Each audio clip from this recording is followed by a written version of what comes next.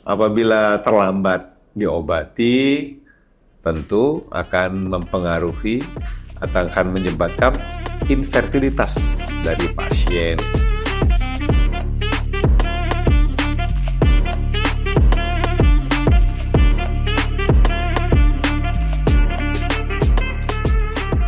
Hai Sobat Sentra, saya Dr. Yudi Andrian Sekaputra, SPOG, konsultan onkologi ginekologi dari Rumah Sakit Sentra Medica Cibinong.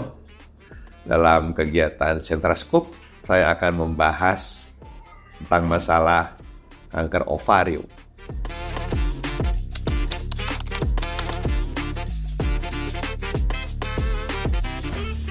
Kanker ovarium adalah suatu masa perubahan dari ovarium yang tumbuh karena sel-selnya membesar. Jadi dia adalah tumor ganas. Bedanya dengan tumor jinak adalah perubahannya selain membesar, pada kanker ovarium dia dapat bermetastase atau berpindah ke organ lain atau ke organ sekitarnya.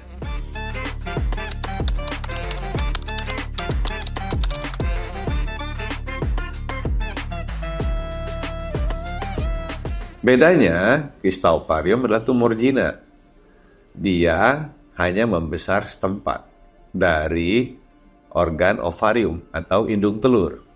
Dan pada tumor jinak dari ovarium seperti kista, dia tidak bisa bermetastase.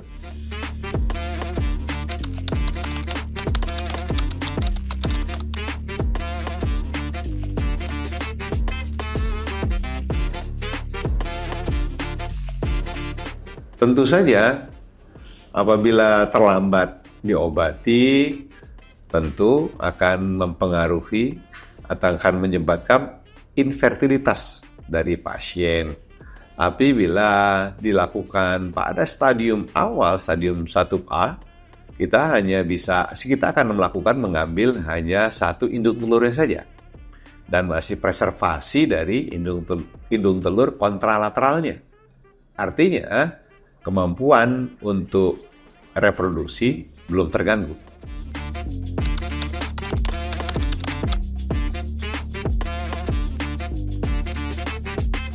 Penyebab dari kanker ovarium adalah mutasi sel. Sel tubuh kita mengalami perubahan atau error pada waktu pertumbuhan sel-sel baru. Sel-sel lama mati digantikan sel-sel baru. Nah, sel yang tumbuh error ini, dia tidak bisa mati atau immortal, sehingga dia akan terus tumbuh dan tidak berdiferensiasi atau tidak menjadi dewasa selnya. Tidak. Akibatnya, dia selalu bereplikasi dan tumbuh terus tanpa terkendali.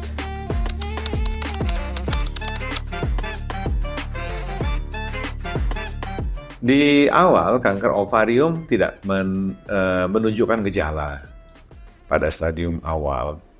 Namun, pada stadium lanjut, dengan dia semakin membesar, dia akan mempengaruhi organ sekitarnya.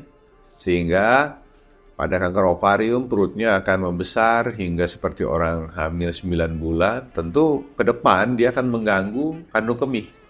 Ke belakang, dia akan mengganggu rektum atau saluran untuk pembuangan BAB, dan ini akan menimbulkan nyeri tentunya.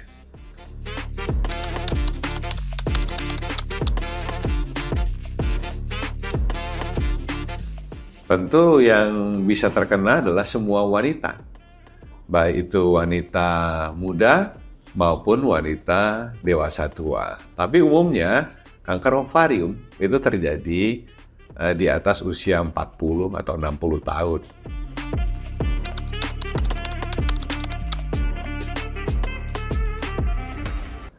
Ada kemungkinan diturunkan, cuman kecil, hanya sekitar 5% saja.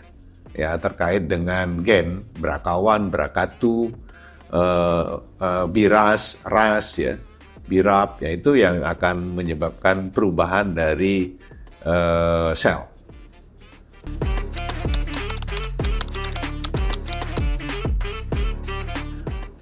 Mendeteksinya tentu bisa dengan melakukan suatu pemeriksaan pada orang-orang yang kemungkinan berisiko tinggi. Contohnya pada wanita yang di keluarganya, ibunya sebelumnya ada riwayat kanker ovarium.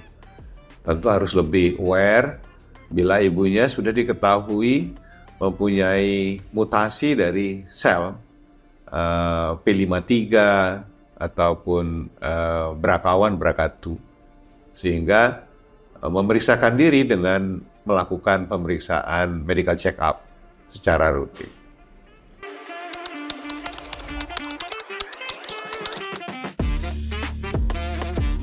Modalitas untuk pengobatan kanker ovarium kita ada 5 modalitas pada prinsipnya pada kanker ya. Yang pertama, bila masih localized atau pada satu organ saja atau sedikit regional, beberapa organ kita bisa melakukan operasi. Bila sudah terkait meluas regional, kita bisa melakukan radiasi. Tapi khusus pada kanker ovarium nggak cocok untuk radiasi. Yang ketiga, bila menyeluruh, dia mulai metastase ke organ lain, kita lakukan kemoterapi.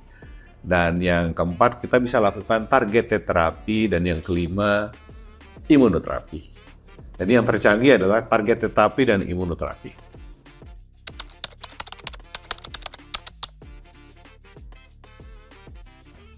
Sampai saat ini tidak ada pencegahan primer seperti kita lakukan pemeriksaan vaksinasi seperti kanker serviks.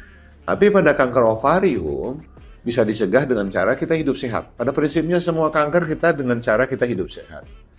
Cukup tidur, cukup nutrisi, melakukan olahraga, cukup terkena sinar, berpikiran positif, dan selalu bersemangat. Itu akan membuat kita terjauh dari kanker apapun.